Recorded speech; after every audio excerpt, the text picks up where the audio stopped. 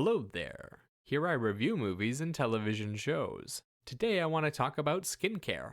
It's a thriller with psychological horror elements. It follows an aesthetician whose life becomes a mess when a stranger impersonates her online. Sam Freelick, Deering Regan, and Austin Peters wrote the story, and Austin Peters directed the film. Elizabeth Banks stars as the aesthetician Hope. Louis Pullman plays her new friend, Jordan, and Luis Gerardo Mendez plays a competing business owner called Angel. Starting with the story, it's a slow burn mystery that ramps up in intensity until everyone and everything is on fire. Hope is a normal, business-savvy woman who's trying to make it in the skincare industry. She is set to release her own line of products but is struggling with the financial aspects. When a stranger hacks into her email, sending out destructive messages to her clients and friends, Hope finds herself scrambling to try and set things right. As the stranger continues to ruin her reputation, we see Hope spiral into a miserable state and exhaust all of her options. The film features a lot of dramatic conversations between Hope and the various people around her, a few tense scenes of Hope dealing with intruders, and a climactic finale. There are interesting moments throughout. On the downside, the situation as a whole isn't overly compelling to watch. Yes, identity fraud can be scary, but it doesn't make for an eventful affair. There's no life or death moments, and the danger feels distant rather than immediate. Like Hope could just ignore the problem and it might actually just go away. The story also relies on you sympathizing with Hope to a certain extent, but she isn't a likable character and doesn't have many sympathetic qualities. She tends to be overly manipulative and a little bit helpless on her own. The general cast does a good job of their roles, and we get a lot of interesting conversations out of them. Moments where Hope confronts them over an issue or goes to them for help. The characters they play all have a theme to them. They only want to know you because you can do something for them. They don't have any interest in being your friend or displaying honorable qualities.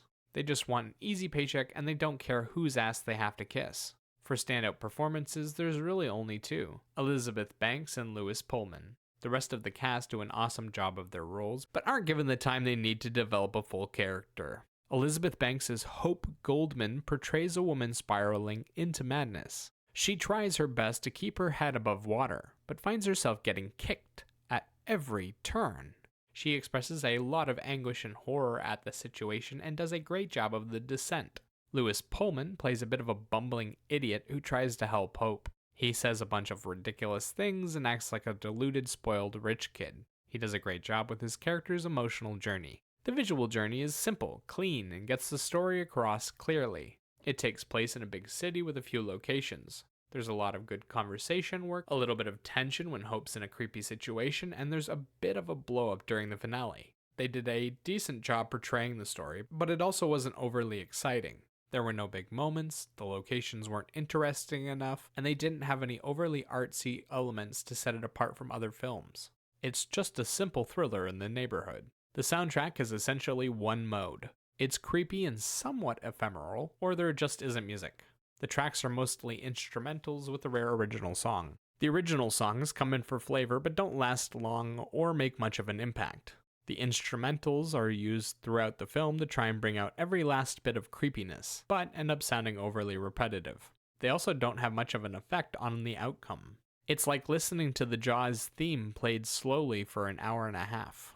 Personally, I was bored to tears watching this. I knew who did it from the very first moment the character introduced themselves. It felt incredibly obvious to me, but maybe others won't see it. I was also a bit confused about the ending. The way things played out, they almost made it seem like Hope had a bigger role to play in the events than she really did.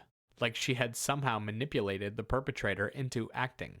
If you like mysteries and aren't that picky about how exciting they are, you might enjoy this. Otherwise, give it a pass. As for a rating, I'd give this film a 5 out of 10. Remember, these are just my thoughts. Let me know what you think in the comments below. Bye-bye.